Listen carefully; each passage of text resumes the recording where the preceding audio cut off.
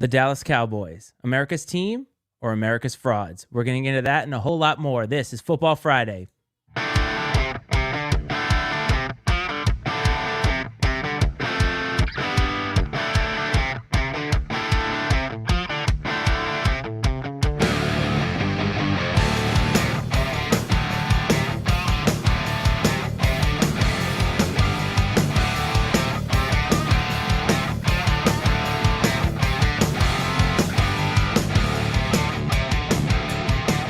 What is up, everybody? Happy Friday. It is INC Live Football Friday, as always. The Iceman, Matt Freites, that's the coach, Brad Powell. The NFL playoffs are in full swing, and the Cowboys are out, as they usually are this time of year. Brad, welcome back to the show, buddy. It's good to see that face.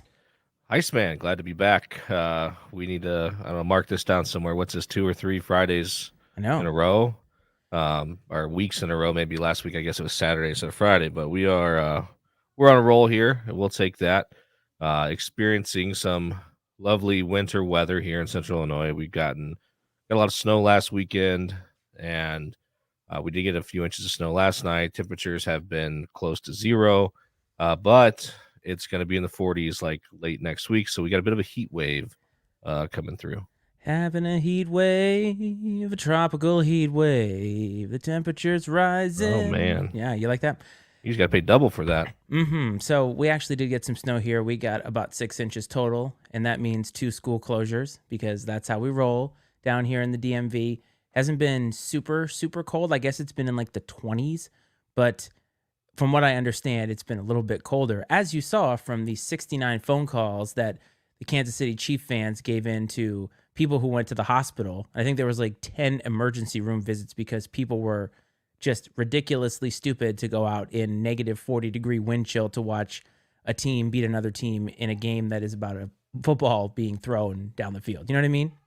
I know exactly what you mean, and I text you. I don't know if it was during the game or leading up to the game, and we had a little bit of a conversation. And I know this is a little bit of old man, but man, I played football, I coached football, I'm a football fan, and I know that there's this big stigma, right? Football weather. And I think that the whole football weather thing is a little overrated. And the reason I say that is I want to see the best possible product on the field. You know, these are the best football players in the world, and I want to see them performing at their peak, especially at playoff time. You know, that's why they play the Super Bowl at a neutral site that's either in a warm weather city or in a dome. I know that like they've had it rain in Miami before during the Super Bowl, but you know, how many Super Bowls in the last, 20 years, 30 years have been played in like inclement weather? I don't know of any. And so I don't know, man. Like I just want to see the best. I want to see the players at their best. And if that makes me soft, I guess that makes me soft. But at the end of the day, man, it's just about great football. And I'm sorry, but you're not going to see that in 0 degree minus 40 wind chills or 8 inches of snow or a mud bowl. You're just not going to get it, man. Yeah, and I don't know how you regulate that because there are so many places in the NFL that are outdoors, and when it rains, it's like, what's the line for weather? Now, I'm with you on this when it comes to extreme weather. Think about Buffalo, how they had to ask people in Buffalo. This is a billion-dollar corporation asking citizens of Buffalo to come shovel them out because they had too much snow in the stadium and the extreme cold. Now, I think the snow a little bit less so sometimes because I think unless there is a ton of snow while the game is going on, it doesn't necessarily fundamentally change the way that football is played. But watching that Dolphins-Chiefs game the other night, the Dolphins looked like they had just learned to play football that morning. Tua looked so uncomfortable. He almost looked like he didn't know how to play football. Like at some points, he looked like a Neanderthal throwing a football for the first time, like a caveman coming out and being given this oblong thing and saying, throw this, do whatever it is you want with this. And the Chiefs played in the same weather, but obviously they have a little bit more time to prepare for that in that weather. They're used to playing in colder temperatures, at least the players that have been on there for a while, and they didn't look quite as ill prepared for it, but the Dolphins had no chance, and that's not what you want in the playoffs. I understand that home field advantage, as you said, but I think we're reaching the point of sophistication where we can make it that this game that's already hard enough, it's already difficult enough with all the injuries, and why add weather on top of it. And to the point that it was so damn cold, Patrick Mahomes' helmet cracked. Think about that. Have you ever seen that before? No, I've never seen that, and, I wanna talk about that too here in a second, but I listened to Travis Kelce on him and his brother's, podcast, and he was talking about how cold it was, and said it was just flat out miserable, and said that, anytime if he'd come out for a play or between series, he's like, "I'm in front of the heater, man, trying to heat up my hands and my feet." He's like, "I literally could not feel my hands or my feet for the majority of that game," and he talked about some of the stuff guys were doing to try to stay warm, but there's only so much you can do when it's that cold, and that's the tough part is, like, it's not that it's just uncomfortable to be out in those temperatures, like, your hands and your feet freeze. We've all been there out in cold where all of a sudden, like, you can't grip things as well, you don't have the same sensation, like, in your hands and your fingers that you do, when it's a normal temperature. I mean, it changes things, and also the fact that there's no way to simulate that. If you're a warm weather, if you're Miami or if Arizona or well, some of these teams in Southern California, there's no way to simulate that environment. Um, and then I get, well, hey, you should win so you have home field advantage, but it's just such a, I don't know. I just feel like it's such a ignorant take because playing in poor weather, we don't get the best. And you mentioned the helmet cracking, and I actually came across a TikTok of a sales rep for Visus, and that's who makes Patrick Mahomes' helmet. And the cool part about it, because there was people freaking out, like, "Oh my god, this must mean that helmet's a piece of crap," and blah blah blah. And this dude said, first of all, he said, "Let me ask you three questions." He said, "Did the helmet do its job?" Answer: Yes. How often is because I mean, yes, the pros are the pros, but they get to pick their helmets. There's plenty of choices. But if you're a high school athlete, a youth football player, you just kind of get whatever's available in the program. It's like how many youth players are going to encounter hits of that velocity, and how many youth players are going to be playing in those temperatures and conditions? Because obviously, plastic does get more brittle the colder it gets.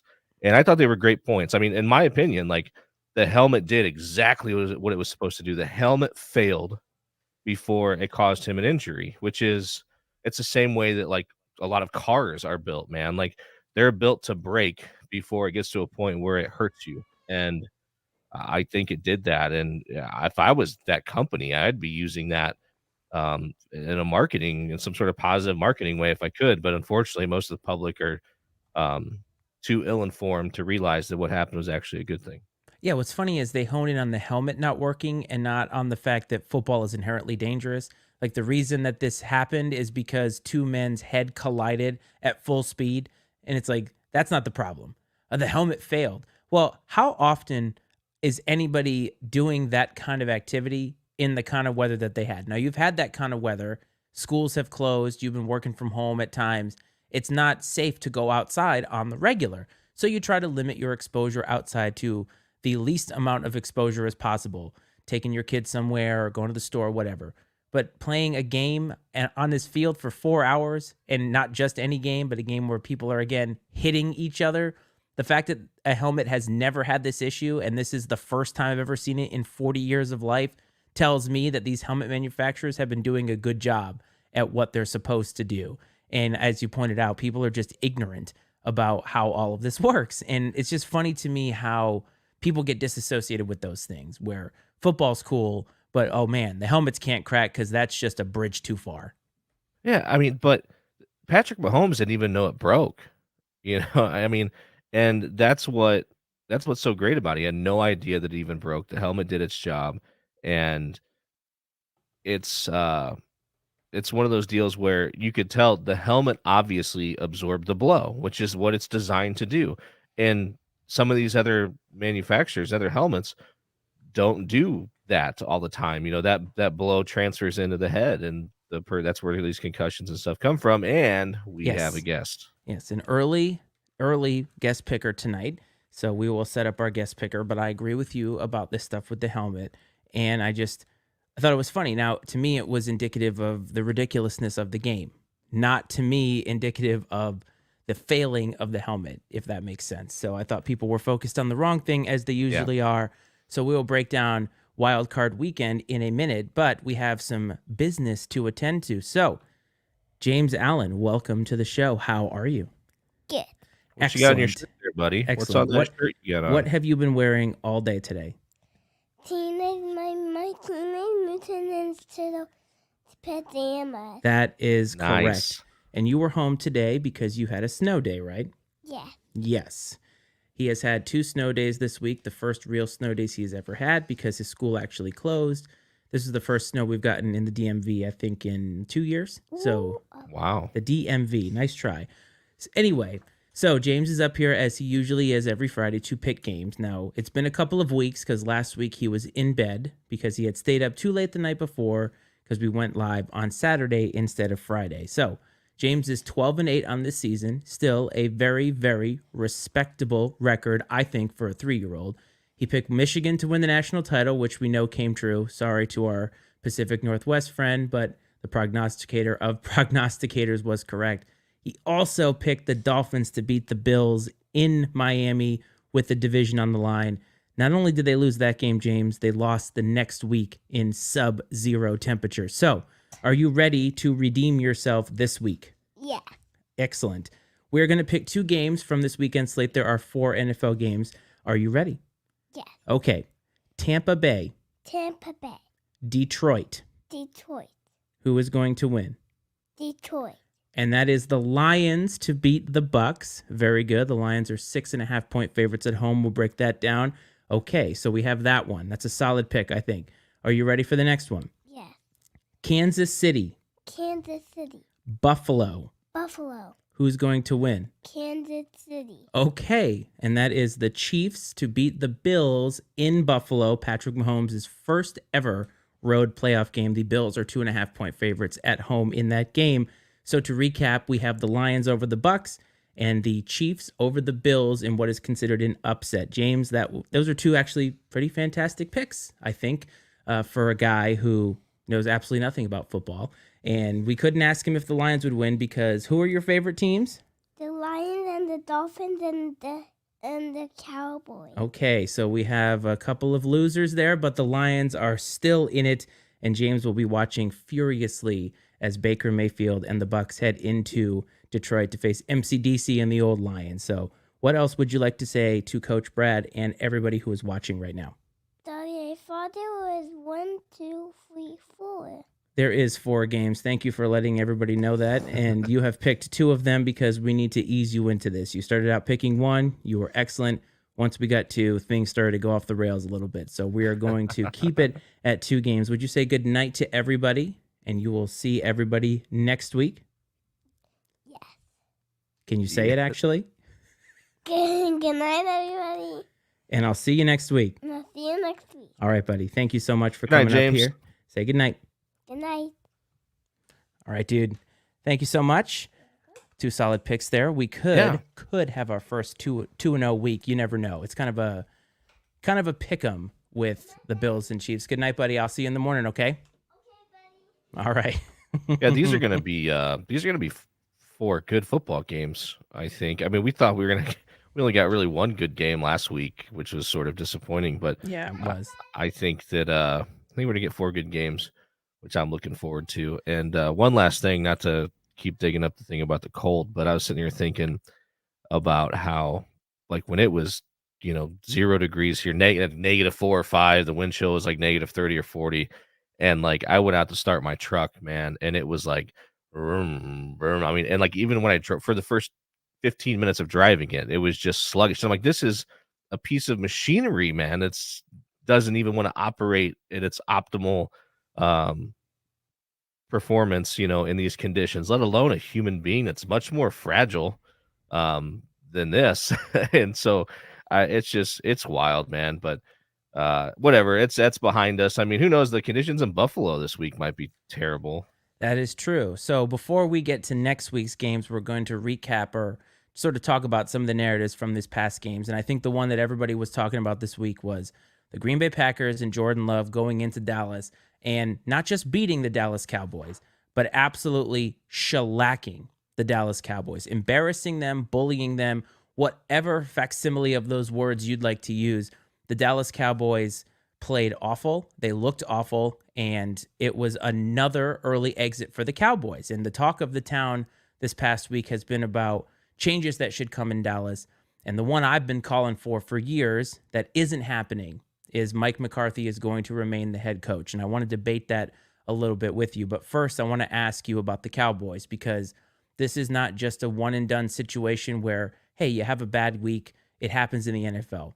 This is a continuing trend with them since the Jimmy Johnson days. And at some point, something has to change for them. And I don't understand how they can continue to see the same results and keep doing the same thing. But I want to hear your thoughts first, because I think you're a little bit less passionate about how crappy Mike McCarthy is as a head coach.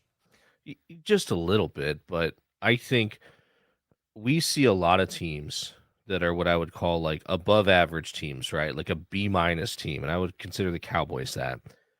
And they've been very consistently that for a few years now. And I don't know what you would see that would make you believe that that team as it exists is ready to go win a championship. It's not like they got caught by a couple bad breaks. It's not like it's a rookie quarterback that's still finding his way. I mean, this team's made up of a lot of veteran players, and they've got a veteran head coach that's won a Super Bowl. They've won a lot of football games. And again, too, I think that it depends on like the standard of the organization. You know, if this was Cleveland or Cincinnati or Yes. Chicago, even or something. I mean, if this was a lot of other places, this wouldn't even be a story. But it's the fact that it's the Cowboys, and that, you know, there's a standard there. There's an expectation, realistic or not. That's just the way it is. And if winning the division and winning, 10 plus games every year is not acceptable, if that's not an acceptable floor, then I don't know how you can keep it together. You got to make a change. If you want the results to change, then you need to change some part of the equation, because what that is, whether that's the quarterback or the head coach or other personnel. I mean, those are the two that stick out that are the most public figures. But it's difficult, man. It really is. And that's the thing. You touched on what I've been debating with people all week is this is the Dallas Cowboys. This is a proud franchise that has done a lot of winning in their time, and winning under this owner and under the current structure of the NFL. It's all the way back 30 years now, but with all of the trades that they made, building through the draft, even in the salary cap era and everything, they were successful. There's a reason why they are the kind of brand that they are and why they're called America's team. And so for me, when I see that they have 12 win seasons, but they don't make it past the first round, that's not good enough if I'm a Cowboys fan. And it shouldn't be good enough if you are Jerry Jones. And what frustrates me for Cowboy fans is that Jerry Jones thinks he is playing this game in which he is all in, but he's being ultra conservative with the moves that he's making. And I'm not necessarily talking about on the field. I'm talking about with coaching. In my opinion, you need to have the right coaches with the right players in order to win. Very rarely do you have the wrong coaches and the right players and it all works out. Sometimes you might luck into that, but for the most part, they have to go hand in hand.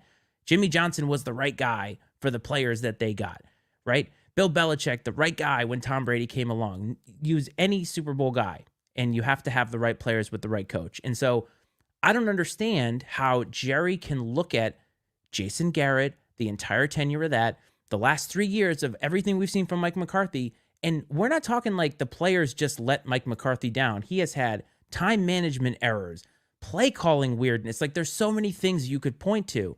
And so for Jerry to be like, well, let's run it back one more year to find out. Well, how many more years do you need to know that you have peaked with this team under Mike McCarthy and possibly under Dak Prescott? I just don't understand. He's making an ultra conservative move for a guy who should, and honestly, he has the kind of money to just shove his chips all in every single year. It doesn't matter. I don't understand why he's not doing that. Yeah, and it does come down to the standard again, because when you look at a coach, you could say, all right, like if I fire this guy, who am I going to get that I really fully believe is going to be better. That's got that little something that this team is missing that's going to take them to the next level. And if you don't even know who that is, then it's like it is kind of pointless to fire the guy. I mean, the guy's had success, so there's no denying that. But if at the same time, though, like if this isn't good enough, if what's happening is not good enough and is not meeting the standard, then you have to make a change. So you need to decide what's your standard. Okay, is this guy is he doing a good enough job to meet that standard? Based off what we've seen over the past 3 years, I would say no. And I'm sure that what is he not doing that he's going to do moving forward that's going to make the difference? That's the big question that I have. And when that's what's so difficult. And I look back in history, and I think a lot of it. I mentioned this to you. I mentioned this to you through text. I think a lot of it comes down to Jerry Jones and him being able to be hands-on and have influence. Because I mean, Jimmy Johnson came off a Super Bowl and he let the guy go. And yeah, Barry Switzer came in and won another one, but basically with the same players. It wasn't like Barry Switzer was the straw that stirred the drink type of thing. I mean, that system was already in place, similar to when John Gruden rolled into Tampa and won a Super Bowl with, Tony Dungy's team that he built. And so when you see what he did with Jason Garrett and what seems like he's doing now with Mike McCarthy, it's like he's clinging to these guys that are so average. And Yes. you cut ties with the best coach you've ever had, or all due respect to Tom Landry, you cut ties with one of the best coaches you've ever had in your organization just because he would not sign on for you having more direct influence to what happens on the field. That was purely it. It was a pure ego move. And now here we are. That's when you get however many years of Jason Garrett, and we're going to get however many more years of Mike McCarthy, because it seems like they are yes men that are going to bend the knee to Jerry. And as long as that's the way things are going to exist, I wouldn't expect any change. It is the height of delusion, in my opinion, because as an owner, now, okay, so let's back up a second. I think I need to give some, like, the reason why I have this opinion is because I think that this has worked best when you look at the history of the NFL. In my opinion, the best owners are the ones that write the checks and they let the football people do the jobs that they have been hired for. And for me, Jerry Jones, having been the GM for as long as he has been the GM with no championships to speak of, lets me know that he's doing ownership the wrong way. Now, it's not my organization. It's not my money. So I'm not going to tell Jerry Jones how to spend his money or his time. But I think that the proof has been in the pudding. The results have shown that he's not the guy who can write the checks and be the football guy. And I know that this is a tired argument for Jerry, but something's got to give. And this is what frustrates me about the Cowboys, because their fans can be obnoxious as hell because they have all these credentials, America's team and so forth. And it's been a long time since they have won. And so I can understand why they cling to all that from the past. Talk to Patriots fans in 30 years will probably be the same way. But man, I just don't understand. Like, I understand, like, okay, so maybe we can't change it next year, but the point of blowing it up and starting over is so that you can get back to it. Because if there's any franchise that can get back super quick, it's got to be the Cowboys, right? Because he has so much money and resources that he can pump into it. But the longer that he keeps doing this, Jason Garrett had his job for 10 years, man. And he was 500 a lot of those years, outside of a couple of years. It blows my mind. Marvin Lewis we make fun of, but the Bengals were nothing before he got there. So the standard that he had set was good enough for that organization. It is not good enough and should not be good enough for the Dallas Cowboys. But here we are after another embarrassing playoff loss. And I feel bad for Mike because he knows next year there's no hope. They're going to be a 10, 11, 12 win team and look exactly the same way in the playoffs. And he knows it. And apparently Jerry's the only one who doesn't know it. You know what may be lost in all this is that maybe Jerry Jones is just one loyal son of a gun. Maybe he is a super great guy to work for. And all of this perception is just public perception that isn't accurate, possibly. And but again, that it reverts back. It all goes back to the standard. What's the standard that you want to set? If Jerry Jones is okay with this, and I mean, I don't know that he has to like verbalize it necessarily, but like it's, I think you need to in some way, shape, or form make it clear, and maybe he is doing that through his actions that this is enough for him. And that's But fine. they show him, they show him, basically, stressed out, all red faced in the luxury box and stuff throughout the game because it's like that's just the narrative, and the truth is probably somewhere in between. But yeah, I don't know what happens with the Cowboys, especially if next year rolls out exactly the same or worse. I mean, I think they would if that happened next year and there's not a change, then Cowboys fans might need to move on to greener pastures. Yes, and what got lost in this entire game was how well the Packers played. Like, they Yeah, just blew the doors off the Cowboys. Jordan Love, I got to tell you this, he throws a really, really great football, and they're all playing together as a team. They're that kind of team that you always talk about. They get hot at the right time. They're dangerous. They have nothing to lose. And the Cowboys have not played well against those teams in the last few years. And the Packers moving on, they looked amazing. All the flaws that they had during the season, most of them defensively, did not come to fruition in this game. But I think usually the cream rises to the top in the NFL. So who knows how long they can keep it up. But for 1 week, Jordan Love gets his first playoff win. He cements himself as the guy in Green Bay, and he may have earned himself a paycheck, my man. Like that all got lost because we were all talking about Dallas, but Green Bay deserves all the props because they pretty much played perfectly the entire game. yeah, and we mentioned this last week. Talk about winning the quarterback lottery for Maybe. basically 3 decades, is what it appears. And if that's the way it pans out, my goodness. And you could not, two teams that are fairly geographically close, two fan bases that overlap in the Bears and the Packers that overlap geographically, and just they are the polar opposites when it comes to Yes. the quarterback position, and it's hilarious because I kind of have a front row seat to a lot of it, and And not as I a mean, fan of the team either. So you no, get to not as a watch this fan of either unfold. team. So I mean, I just get to watch it as a spectator without a dog in the fight, and it's solid gold sometimes. But I mean, I can't imagine how Packers fans. I mean, they were probably relieved. I think they were. Excuse me, Bears fans. I think Bears fans were relieved a little bit when Rodgers moved on. It's like, okay, finally, and then here we are again.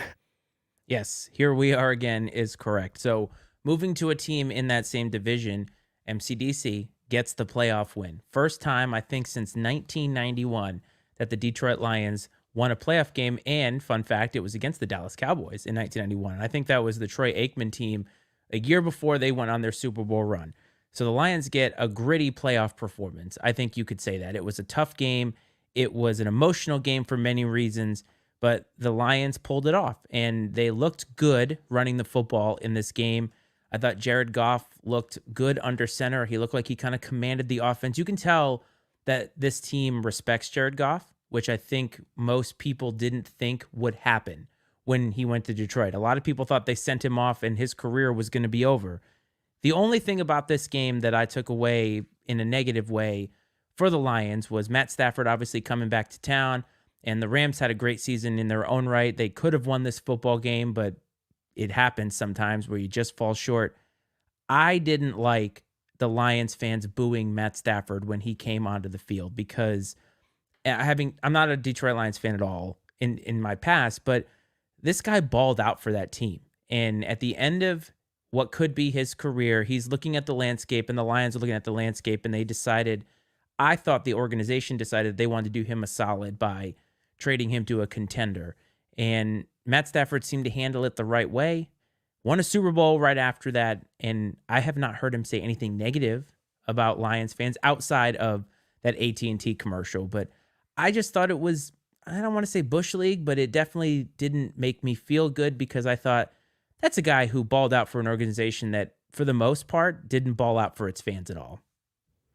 Yeah, it's a tough situation. On one hand, I agree with everything that you said, but at the same time, I could see like, hey man, like we love you, we're gonna root for you, but this is, once you come in here, like this is a different story, man. Like you're on the other team, like, and and after the game we can shake hands and be buddies, but for the next few hours, like, you're the enemy. And so, I mean, I could get that side of it, but yeah, the dude, they kept showing his wife and kids, his kids were born there, and I think they had jackets on that said like Detroit born, LA raised, and stuff like that. And if anything, I think that would have probably been hurtful for his wife and daughters, because I think this was probably an emotional experience for them coming back, just a lot of conflicting emotions.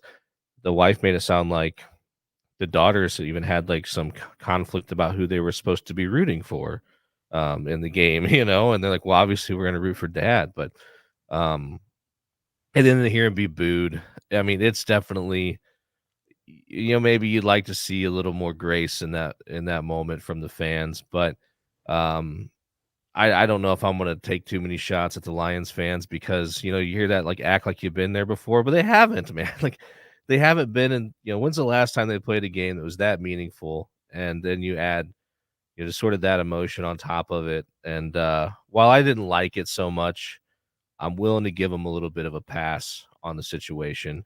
And we've seen worse for sure. Um, I don't know. I've seen a few things in the news. I haven't seen anything that was too crazy other than just the booze.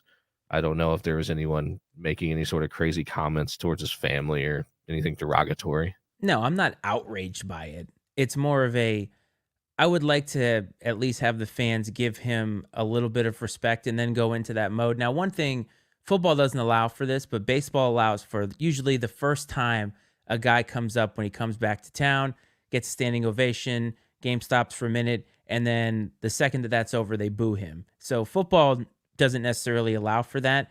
But I'm with you on, hey, he's part of the opposing team. You're not going to root for him. But I was only thinking the first time he's back on this field, it's the first time he's come back since he left. Give him a little something because Do this you was one of your guys for a while. do you think it would have been different had it been if two things were different? One, if it were a regular season game. Two, if it wasn't that these were the two quarterbacks that were traded for each other, if that wasn't a piece of it either, because I It mean could the have been. Lions are the point where it's like it did feel like Jared Goff was basically, like you said, sent off to die, basically, or for his career to die.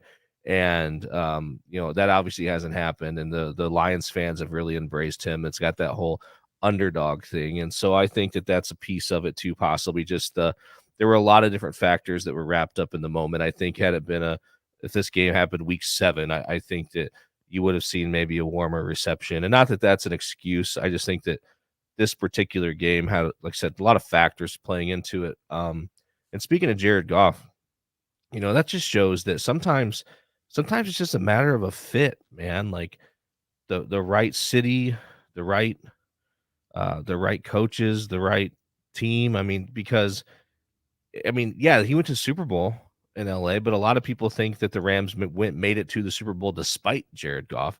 And obviously the proof was in the pudding next year when they brought in Matthew Stafford and won it. Not to say that's an indictment on Jared Goff directly, but you could draw that conclusion.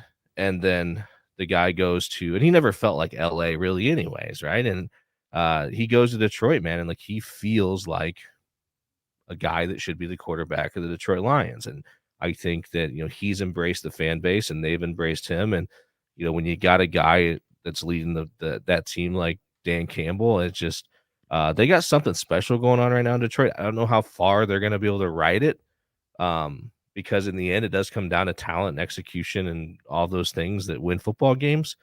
But I like seeing it because they're doing it a little bit differently than we've really seen anybody do it. You hear about all these offensive masterminds. It's all about the new, young, hot, flashy coach, and Dan Campbell is not that. And here they are. Right coach, right players at the right time. That's almost always the formula. Like I'm telling you, there are rarely times in the NFL where a team just lucks into winning. Even those Eli Manning teams that beat Brady and the Patriots, all those things had to happen for them to get there.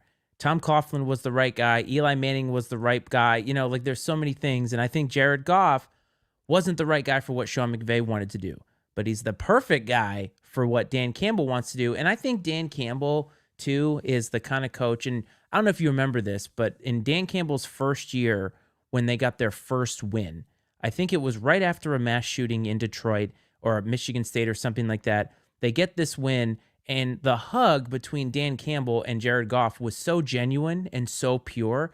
And I got the sense that that might be the start of something. These two guys are bought into this in a way that is personal. Like they're here for each other. And you get that sense. Dan Campbell cares deeply about that football team, about every guy that's on there. And I think that's why there's such an endearing story. And you're right.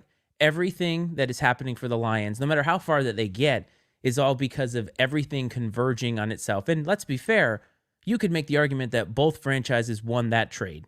The Lions won because all the pieces that they got, including Jared Goff, got them to where they are now. The Rams and Matt Stafford won a Super Bowl, win-win. That's one of those rare trades where you feel like, wow, everything kind of worked out for everybody. And so the Lions move on. The Rams go home. I don't think Matt Stafford's going to retire, but certainly getting up there, probably thinking about it. But a playoff loss sometimes can motivate you a little bit. So he has a lot to build on for next year. And speaking of building on, I knew this was going to happen. All of America knew this was going to happen. And Baker Mayfield and the Bucs beat the Eagles, and they beat them soundly. The story here is, of course, the Eagles. We talked about Sirianni last week, but I want to start with Baker because I've been saying for a while that Baker is the comeback player of the year, and I love that he got a little bit of a redemption story after everything that happened in Cleveland. And I think, again, right guy, right players, right time. It's all working out. And the Bucs, even if they get stomped this weekend against the Lions, this is a good story. Baker's a good story, and I'm really happy for the guy. Yeah, I'm super happy for him. I've been very open about my fandom of Baker Mayfield. I like him a lot. I like he's got that little kind of underdog chip on his shoulder sort of deal. We talked about how we thought maybe his experience in Cleveland kind of humbled him a little bit, and I think that maybe some of those things that some of those traits that he exhibited early on in his career that made him a little undesirable or unlikable to folks have kind of gone away to some degree. And obviously he's got a team that believes in him, that's rallying around him. And I mean, even Dan Campbell mentioned in a press conference this week how much respect he has for Baker Mayfield, and said that when he was back when Baker was coming out of college, that Dan Campbell was down there for a pro day to look at some receivers at Oklahoma. And you got Baker here who's going to go the top 10, end up going number 1. He's going to go top 10 in the draft. He knows that. And he had to work out. Baker had to work out himself the day before, had one later that day somewhere else. And he was out there throwing for his receivers. He's like, you don't ever see that. Normally guys are like, oh, I got to save my arm, whatever. And he's like, that's a good teammate, and, kind of talked about stuff like that and how much respect he had for the guy. And I think that, we're seeing some of that come to fruition for Baker now, which is really nice.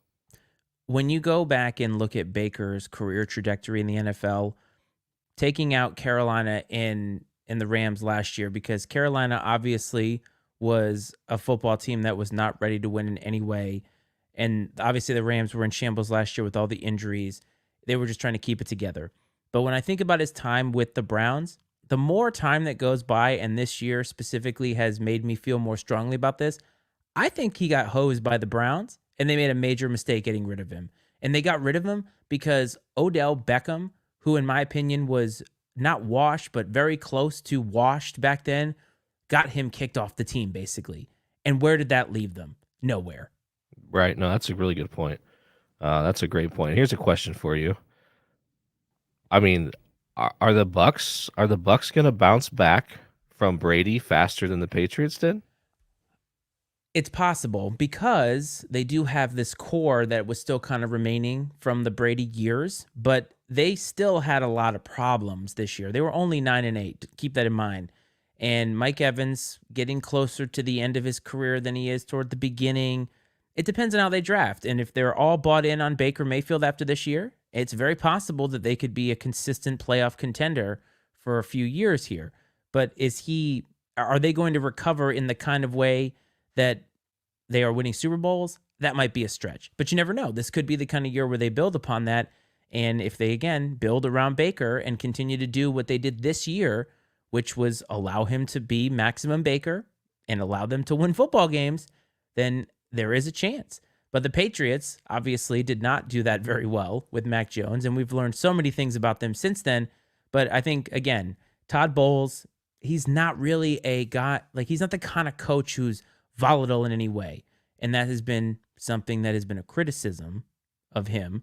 Except, I don't know, did you see his answering of the question from the reporter? I was just thinking about that. I was too. I've watched that far too many times, but every time I watch it, and for those of you who are watching or listening whenever you get to this, Todd Bowles was asked about whether Tampa and his team was concerned about the weather in Detroit when they go and play the Lions, because the reporter rattled off all of the weather stats and he just smiled and very politely said, "You do know they play in a dome, right?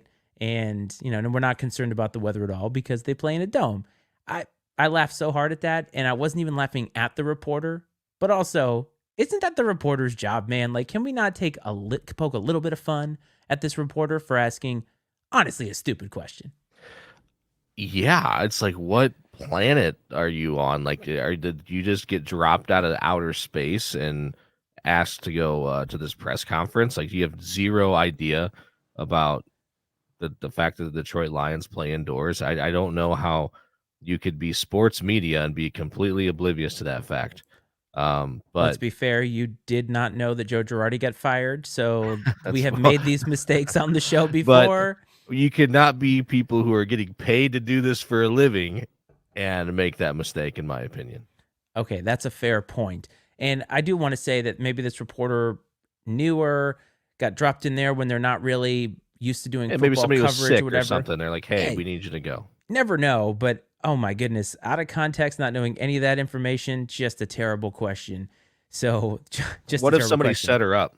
What if she was like filling in because someone got sick last minute and they said, hey, like, please make sure you ask him about how they're going to handle the weather in Detroit, knowing that she had no idea, and teed her up for that. Maybe, but isn't a simple Google search something that should be in the cards if you're brand new? Like, if I'm brand new and I'm not taking somebody's word for it. Like, if somebody says, make sure to ask about the weather, I'm looking up all these factors. And probably one of the first things I'm going to find is, wait, they play in a dome. Why would I ask that? And that seems to be something reasonable, although today people make Google searches for things and think that they're experts or don't know what to search for. So maybe that's not something that's reasonable to ask for at all. I don't know. Yeah, who knows, man? But either way, it was a funny moment for sure. Absolutely funny moment. Also a funny moment is what's happening in Philly with the Eagles. I don't know what to make of this situation because I've talked to a few people. So our buddy Cleve is on the train that Nick Sirianni should be fired. Now, Cleve also fires everybody, so I'm not sure how much water that holds. I'm on the boat that you don't fire him right now, but this is Philly. This is not a city that has a lot of patience for this kind of thing. And when you start at 10-1, finish 1-6, including a playoff loss, and you went to the Super Bowl last year, that currency is gone. The Super Bowl currency is gone. But I think it's a little bit rash to fire the guy unless there's something that you really can point to that is the linchpin for why this team faded so badly down the stretch. To me, I think it's a lot of factors, and I think you got to give Sirianni a little bit more time to right the ship. Yeah, you have to look at it and say, what broke on the Eagles this year? And was that something that was directly related to Nick Sirianni in some way, shape, or form, or fell on his shoulders?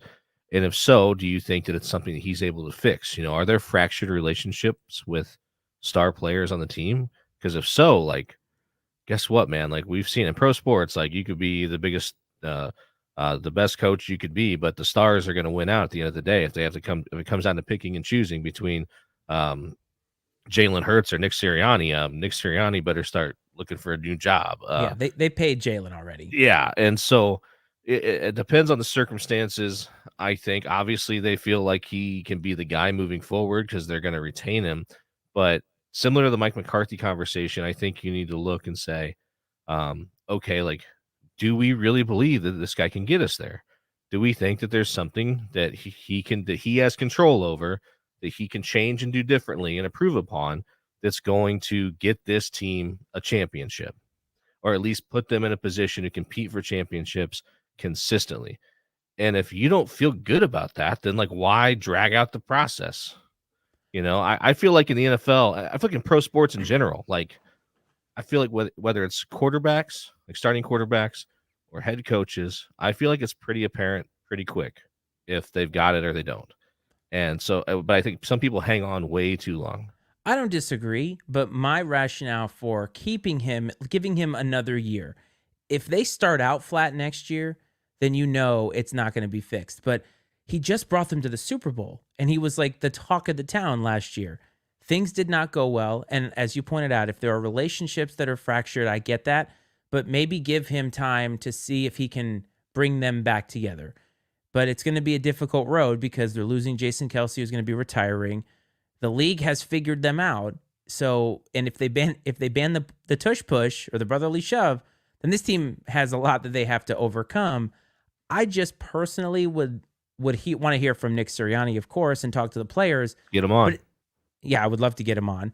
But it seems to me that I would give him a little bit of time because, as you pointed out earlier, well, if you're going to get rid of the guy, who are you going to bring in to make all of this work again?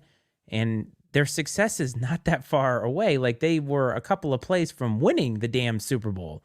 So it's just interesting, though, because Philadelphia and the Eagles are a great example of it matters more in some of these cities. The SEC talks about how it matters more, but Philly, Boston, New York, LA, this shit matters way more when this stuff happens. And people lose their jobs a lot faster in some of these cities than they do in other places. And I think it's just a great example of it. But Philly fans, for some reason, they're more entertaining to watch because I think that they're some of the more volatile and fanatical fans when it comes to this kind of stuff. So it's interesting to watch as an outsider's perspective. Oh, I definitely agree. And I have a question for you in relation to the Eagles. So, Yes.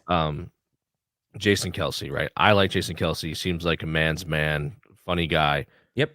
Does it seem like they're making a much bigger deal out of his retirement than we'd see out of any other center that would retire? Yes. I mean, now granted, he's probably the most well-known center in the league.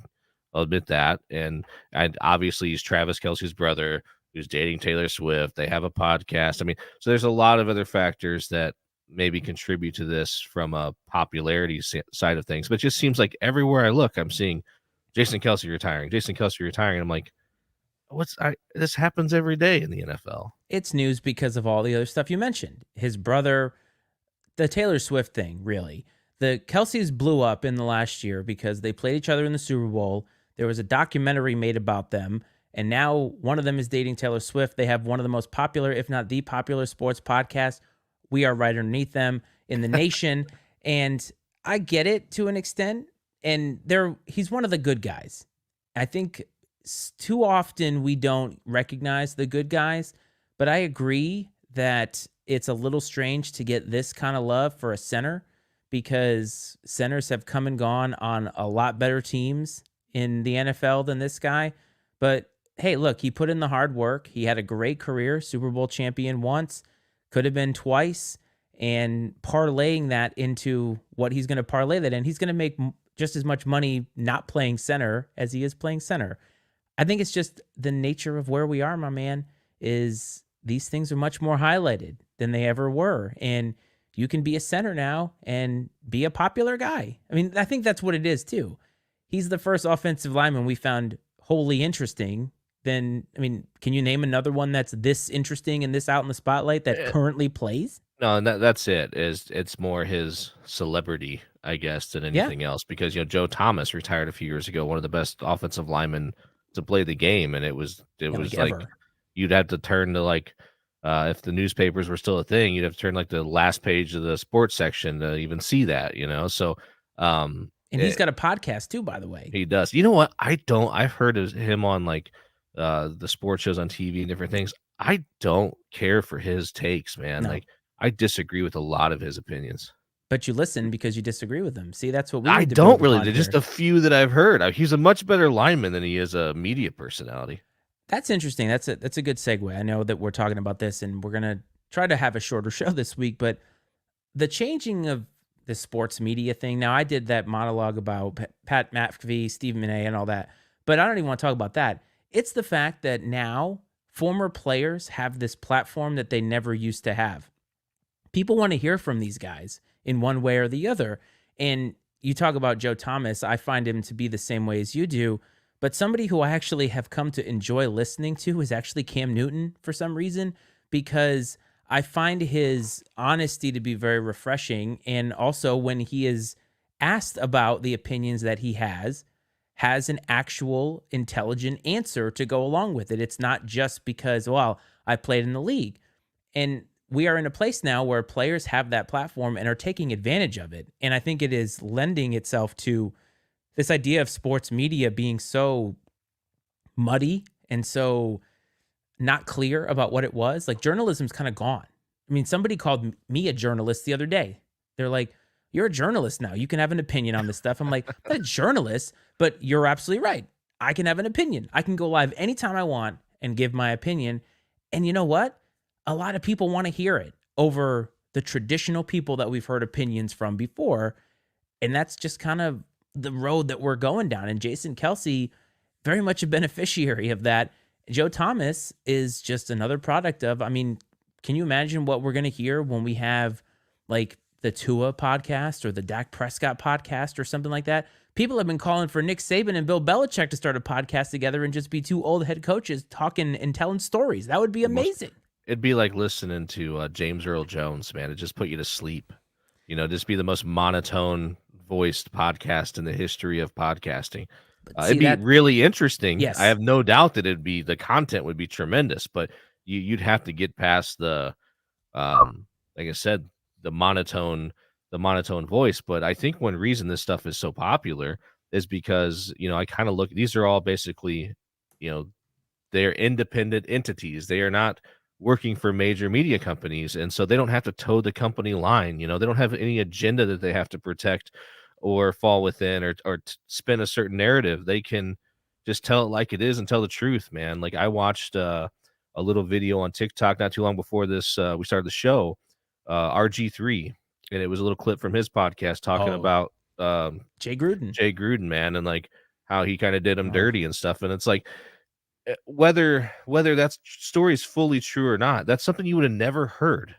You would have never heard that before, like the days of where this became a thing, where podcasting, where everybody had this platform if they wanted it. And that's what's great. That's what's great about what Cam Newton does, and Pat McAfee. That's what's great about what he does, because you hear so many like behind the scenes stories, or and I love listening to that stuff because I feel like it gives context to some things. Whereas fans, when we see stuff, we're like, we don't really understand this or understand why this is that way. Because I think from watching a game as a fan, you just see the game on the field without really any consideration for the fact that these are 60 grown men that are spending months and months together. Like, these are relationships that need to be at least strong enough to function together. I mean, very closely together. These guys share a locker room, everything else. Like, we've all had at some point in time in our lives roommates, things like that. Like, shit gets tense sometimes. You know what I mean? It gets awkward and uncomfortable, and when you're around people too much. And so I think that to kind of get a little bit of a look into some of that stuff and how those things were managed in different situations, I find that really interesting. I do too. And that's what I think sells right now, which is why we're going to try to get a lot of these guys on the show, want to hear some behind the scenes. But honestly, I think the behind the scenes stuff is fascinating.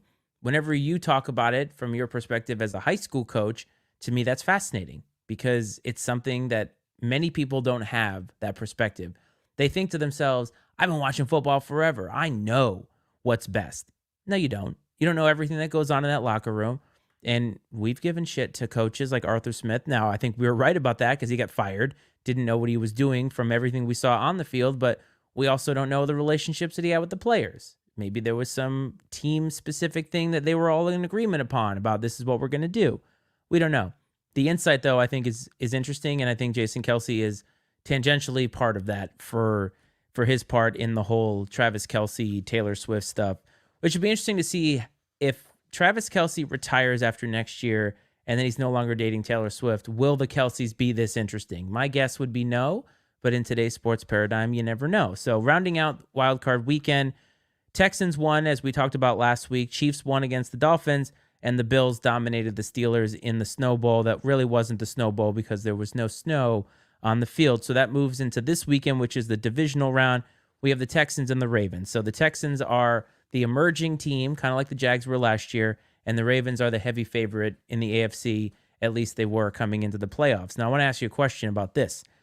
Who has more pressure on them, the Ravens or the Texans, to win this game? Because I think that all the narrative right now is, can Lamar Jackson and the Ravens win in the playoffs? Because to date, they have not been able to. Yeah, the pressure's on the Ravens for sure. I mean, the Texans are playing with house money this year. They have nothing to lose. Everybody, we talked about it. Everybody expected them to be terrible, absolutely historically terrible, and they've been anything but that. So I think that the pressure's absolutely on the Ravens. And my question to you is, do you think that the Ravens are laser focused this time, and the Texans, while a great story, just do not have the firepower to hang around with the Ravens, and this is not their year? The Ravens are just too good for this? Because that's kind of the way I think that John Harbaugh, seeing his brother win a national championship, is like, hey, look, we can't lose in the first game. We need to at least make it to the AFC Championship, and we've got to win this game. Yeah, John Harbaugh is a veteran coach. He's won a Super Bowl before. He knows what it takes. For them, I think the biggest thing is getting some of these younger guys that have been in the league for a few years, like Lamar, to kind of turn that corner. It's time. Like, haven't been here before, haven't played in these types of games is no longer an excuse anymore for someone like Lamar. So he's got to get over the hump. Um, if he really wants to be known as one of the great quarterbacks in the league right now.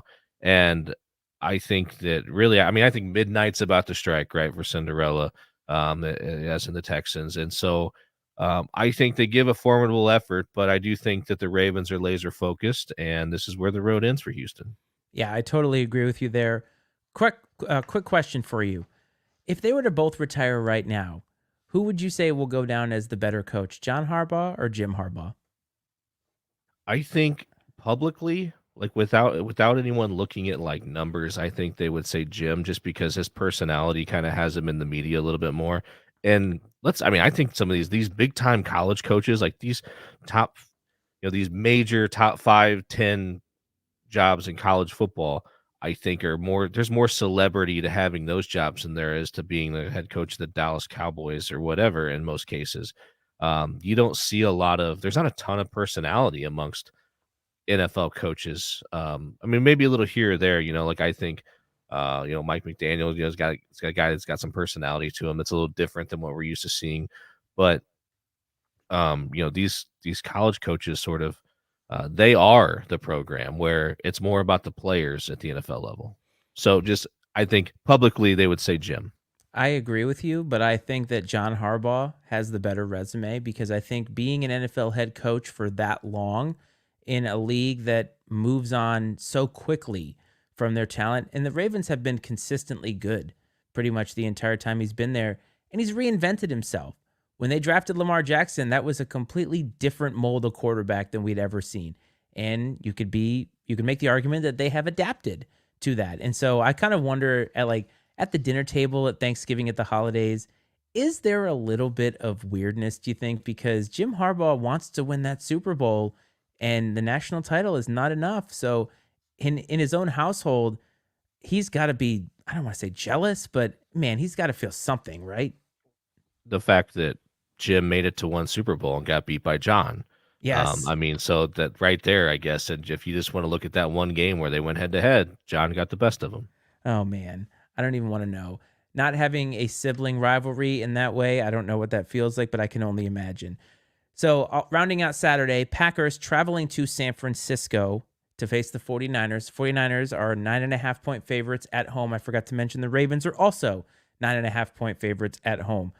This one's interesting because, again, another game where the Packers playing with house money, nothing to lose. But this is an interesting narrative because Brock Purdy and the 49ers have been talked about a lot this season because they're good. And the debate has been whether Brock Purdy is actually good. I feel like Brock Purdy needs to come out and ball out in this game, or else the questions and the pressure is just going to ramp up for him, because I feel like his career is in this weird place where he's almost like walking a tightrope, because nobody really knows unequivocally whether he's good or not. Yeah, I get what you're saying, and I don't even know if winning some of these games would do it for him.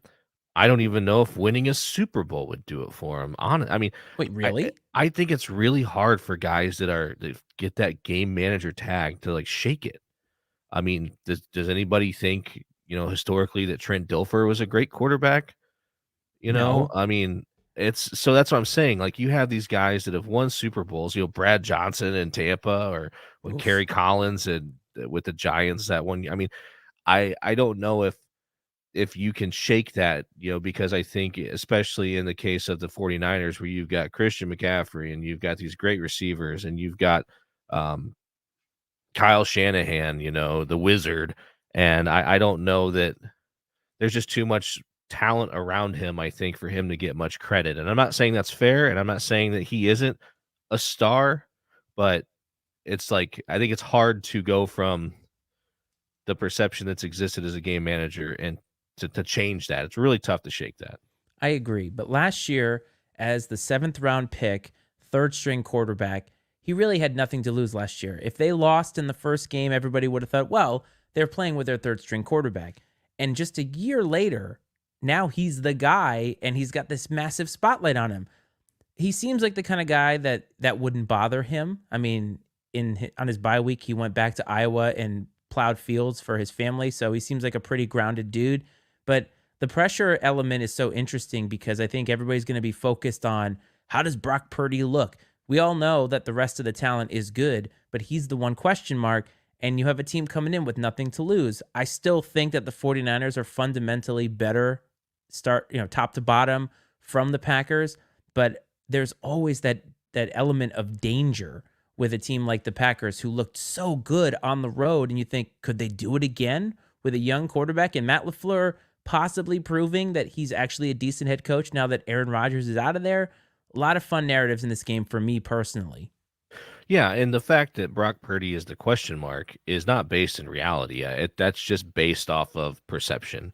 Brock Purdy has already been, he is a great quarterback. He has performed at a high level throughout the duration of this season. There's no denying that. I think that the 49ers roster is better from top to bottom. I think if the Packers lose this game, you could still chalk their season up to a successful one. And I mean, of course, though, you get this close, you're like, man, we were just a couple wins away. So I mean, I'm sure they'd of course take the win, but there's not going to be any there's not going to be too much heartburn in Green Bay if they don't move on. And I do, but hey, maybe they can keep this thing rolling, man. Maybe there's a little bit of magic going on there, just like we were talking about with the Texans or with the Bucks. So, I mean, we'll see what they got for him. But I think that the 49ers have been the best team in the league pretty much from wire to wire this year. They had a rough, like, 3-game stretch there for a little bit, but they got back on track. And they're really talented, man. Really talented, well coached. I don't I would be I would like to see somebody else just because I feel like they're so good, it just feels almost automatic that they're gonna go to the Super Bowl. I like upsets. I like things shaking out the way people don't expect. But I mean, I think the smart money is on the 49ers this week.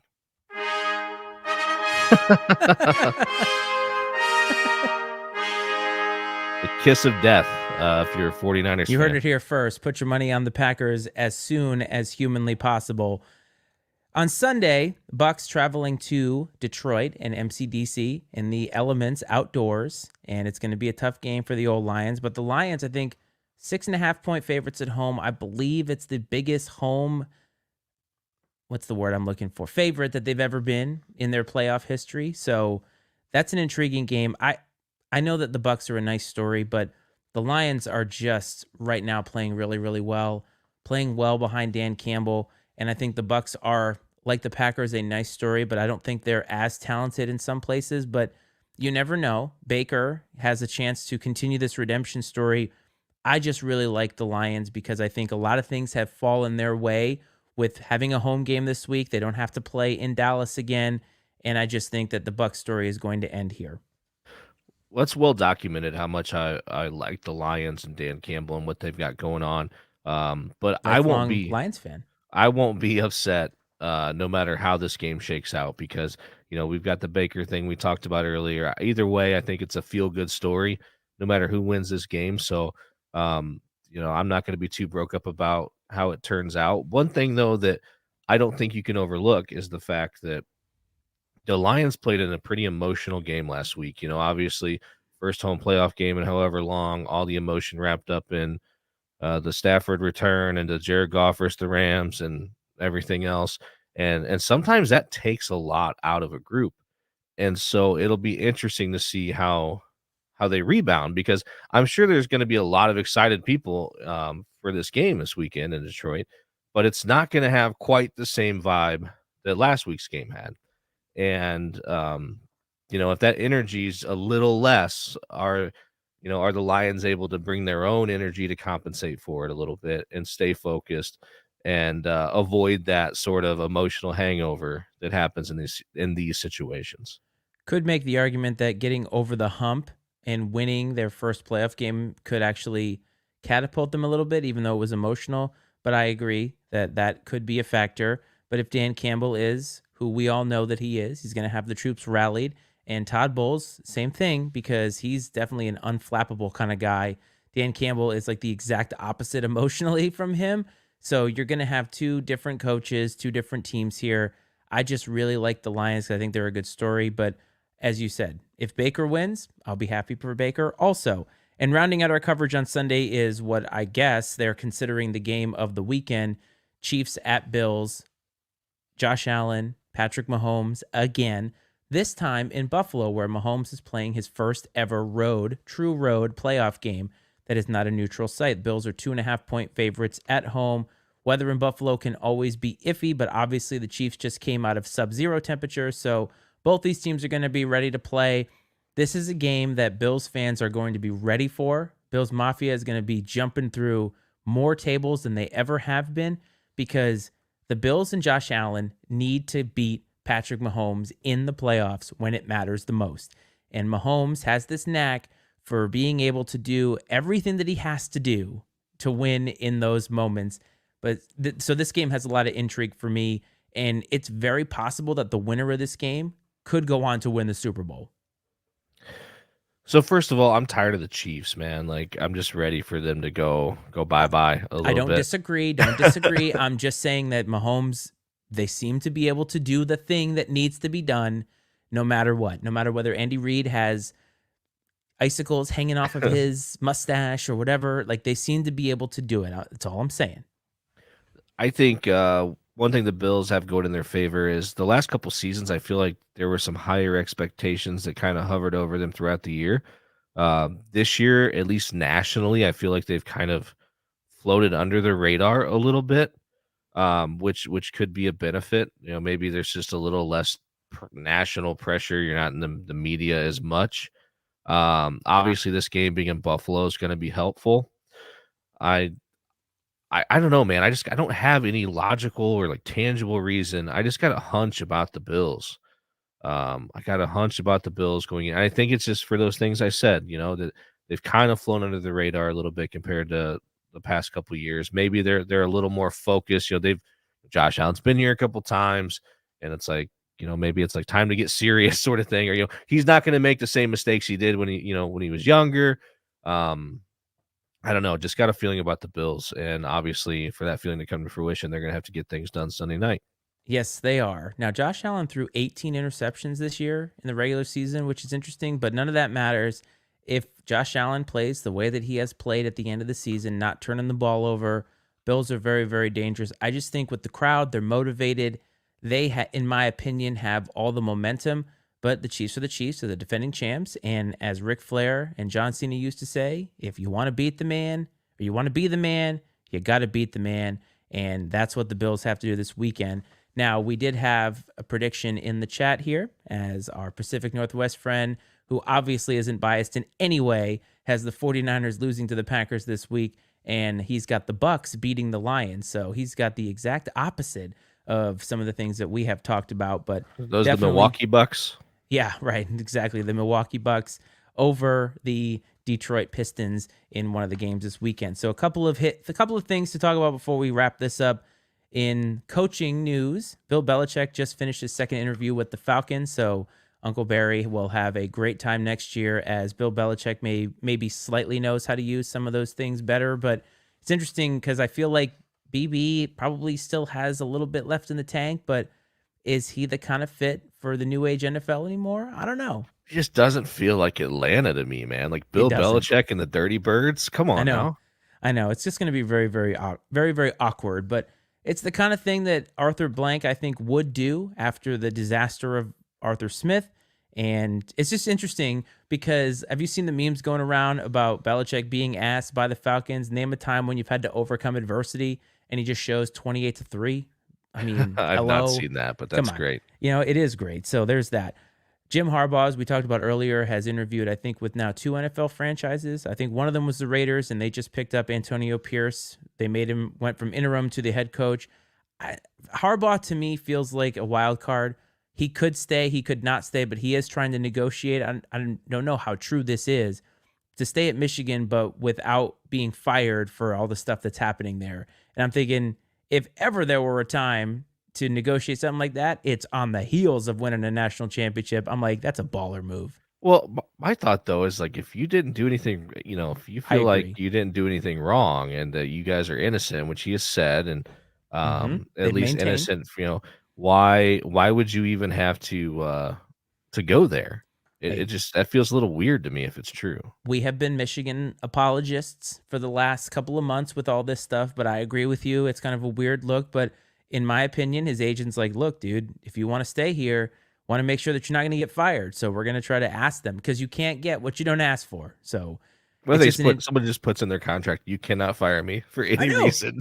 Hey, look, our former president recently said that presidents should never be prosecuted for anything. So I guess if they're seeing that, Harbaugh's like, hell, I'm going to ask to not be fired. I mean, I don't want that.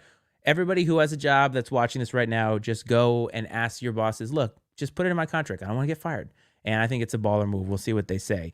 Bill O'Brien, no longer with the Patriots, he's the new offensive coordinator at Ohio State. That's a fascinating move to me because that tells me that after last year, when you and I both knew that offensively Ohio State couldn't get it done, they bring in a guy that they know can run an offense. That feels like a guy that's making a hire that's trying to keep his job. I agree. Um, I'm not saying it's a bad. I mean, it's a great hire. When it comes to offensive coordinators, a guy that spent time at Alabama, has been a successful NFL. college, has spent tons of time in the NFL, has been an NFL head coach, has been a college head coach, got tons of experience. So, and maybe that's just what Ryan Day needs. And I mean, because the defense was fine, they did not have any issues on the defensive side of the ball Nope. at all. Elite. Yeah, and yeah, I mean, was it the scheme, the play calling? I think a lot of it honestly was the quarterback. They were just Yeah. lacking at the quarterback position. But no, I mean, solid hire, solid hire. I'm not a big Ryan Day fan, so I'm Neither am gonna I. try to diminish it as much as I can. Like I said, a panic hire from a scared man. That's my official word. It's just interesting because Bill O'Brien almost feels like above that job. For some reason, being at Yeah. Alabama doesn't seem that way because Saban to me has always felt like a pro coach in that way.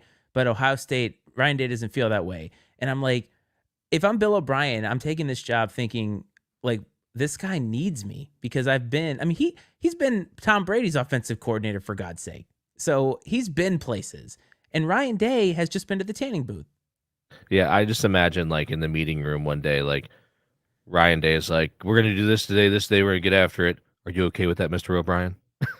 Just That's a run it good all by point, him. actually. That's a really good point. Are we good, Bill? Just want to make sure that we're. Can I call you Bill? You know what I mean? He's probably you're right. He calls him Exactly. Mr. O'Brien. And then Cliff Kingsbury, former Arizona Cardinals head coach and former college head coach who won nothing with Patrick Mahomes, has been interviewed for the offensive coordinator for the Bears. Now, this is interesting. Last week we talked about what would we do with the Bears. This potential hire, Caleb Williams finally declaring for the draft. Man, signs are pointing that he's going to Chicago, don't you think? I mean, if they're trying to do this, but I don't. I tell you what, man. Like, I think Cliff Kingsbury is a imposter. I I agree. mean, the guy is. Failed upward. Yes, which is absolutely bizarre because we're talking about guys that won 11 games that should be fired. And this guy has not accomplished anything, and it's like he's just getting handed good jobs. Not saying that the offensive coordinator position in Chicago is very desirable lately, uh, but interesting. I get the angle from the Bears. Sure. It's a kind of a flashy hire just because there is this perception of Cliff Kingsbury that's positive uh, on the offensive side of the football. I think it would likely appease Bears fans, but I'm not sold on Caleb Williams. I've expressed that, and Yes, I'm not either. It's an attitude thing. I and mean, I have a hard obviously, time looking past that. Yeah, and there's some people that just look at the tools, look at the skill set, and that's all they need to see. But I have a hard time looking past the other stuff. I know that it has to be a combination of both because you can't always get the high character guys with the high talent. Sometimes you have to make concessions when you're drafting and putting together a team. But like a good example of that would be Randy Moss. When he was coming out, he was the guy that everybody thought had all these off the field problems. Well, guess what? It didn't matter. He balled out. Straight cash, homie. And the thing is, with Caleb Williams, he seems to have some rawness to his game that people didn't think that he had, and that was exposed at the end of the season. And I think his character, we don't know Caleb Williams, but if you're pinning your future success of your franchise on a guy that this guy has been seemingly very vocal about, I don't want to be here or I don't want to go here. Is that the guy that you really want to take? And that's why we said last week, the Bears are going to mess this up. And it seems like all signs are pointing to a fraudulent offensive coordinator and a quarterback that doesn't want to be there. Talk to us in 5 years when the Bears have the number 1 overall pick again. Oh, for sure. And I mean, Philly fans boo Santa Claus, Bears fans boo starting quarterbacks. I mean, it's just, I That's think a t-shirt right it there. I is. I like that a mean, lot. and rightfully so in a lot of cases. They've just been absolutely punished um, at the quarterback position, really ever since Cutler left. And I mean, the Trubisky experiment even wasn't great, especially considering where they drafted him and all the guys that they passed up to take him. But that's well documented. We don't have to rehash that here. We do not, but it's just funny. So those are some of the things that are happening in the world of football right now. Obviously, the transfer portal, Alabama seems like they're getting poached left and right with this 30-day window that's opened up, which is Isn't interesting. that crazy? It is crazy. Now, I did see a take that said that all this is broken because Alabama gets to get poached while all the other teams, Yes. or Alabama doesn't get to poach back, and they're kind of a sitting duck right now. And these are the things when people complain about the transfer portal and things, it's still in its infancy. And I think that changes are going to be made and updates are going to be made when these things happen because it sucks for Alabama that this is happening, but it would happen no matter where you went. But the caliber of player that they're losing is astronomical. And so Kalen DeBoer is going to take over this job and all these players are going to leave. And no offense to the guys that were on Washington, but the recruits that he had that were going to come to Washington were not going to Alabama until he got there. And so the caliber of player is lower. So it's the first season in Tuscaloosa is going to be, it's going to be rough from the perspective of the way that it has been. Even if they win 8 games, that's rough. Isn't it funny how it takes a team a program like Alabama for this to happen? Because this has obviously happened to every team Of that a course. coach has left since the portal's open, or been a thing. It takes it happening to an Alabama for change. There hasn't been change. There's been talk of change, but I guarantee you there will be change because this happened to Alabama, and there should be change because it is really screwed up that you are basically ripe for the picking, but you can't go pick from anywhere else other than maybe the spring when the spring window opens up possibly, or kids from Washington since they're opened up, or maybe anywhere else where there's been a coaching change that the portal is still open. But it's definitely a little backwards in my opinion. I agree, but a lot of times when the big dogs get hurt by this is when you see change. So Yep. that's kind of the way that it works out. I just thought it was interesting, and I agree. I don't know if it's a shorter window, so players have to make a faster decision because 30 days is a long time. Like you could think for 29 days, I'm good where I'm at, and then something dumb happens, like at the dining hall or whatever, and it's like I'm out. I'm just gonna go transfer. Right. I might got one more day to go. I don't know how long the paperwork takes, but you get my point. 30 days seems like a long time when it doesn't take that long a lot of times to do anything to make a decision. So we'll see how all of that unfolds. But a lot of things are happening in football right now. We've got a couple more weeks to go. The Super Bowl, I think, is like February 12th or somewhere in that range. So we will be sunsetting football in a couple of weeks and continuing on with INC Live. There's a lot of things happening. College basketball is ramping up. I have, for some ungodly reason, Big Ten basketball where, shocker, a team is about to score 70 points with 10 minutes left in the second half. And I can't believe that out of a Big Ten basketball team. We have baseball on the horizon. Opening day is not that far away. Pitchers and catchers are a month from now.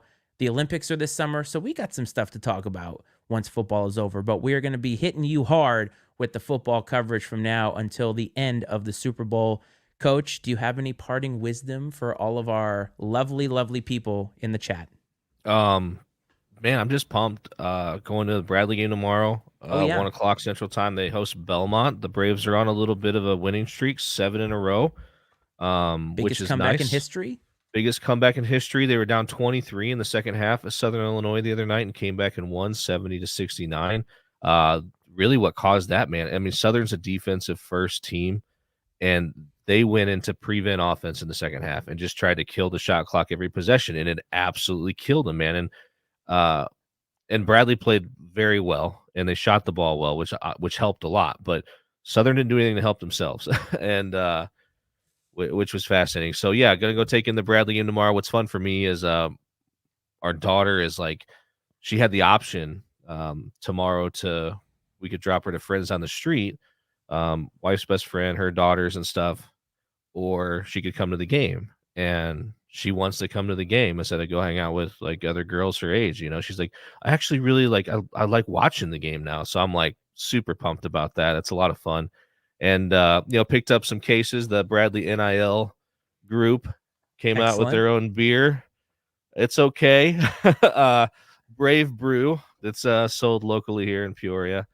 And, which is neat though. I mean, they charge like $15 for a 12-pack. So I'm sure probably about half of that goes into the NIL fund or whatever. That is okay. It is okay. But a lot of things to look forward to, my man. And I just think that we have a lot of things to build upon from last year. But football is our main focus still. We're kind of a football-centric show during the football season. We love college. And this is the most NFL we've ever talked about. And I kind of like it this way. I kind of like focusing on it at the end of the season, spending most of our energy on college because we dig that so much more from an emotional standpoint. So it'll be sad whenever we sunset football, but do not worry, we will be back. So if you want to find us on all the social media platforms at this point, you should know what they are. TikTok, INC Sports, Twitter, Iceman and Coach, Facebook, INC Sports, YouTube, INC Sports. And if you want to find us in podcasting, Iceman and Coach Sports Show and all of your podcast apps. And if you're watching on YouTube, Matty Ice Media Network, MattyIceMedia.com for all the other podcasts that we have. As always, fam, I hope this finds you well, and I hope this finds you safe, and we will talk to you next week. This is Football Friday.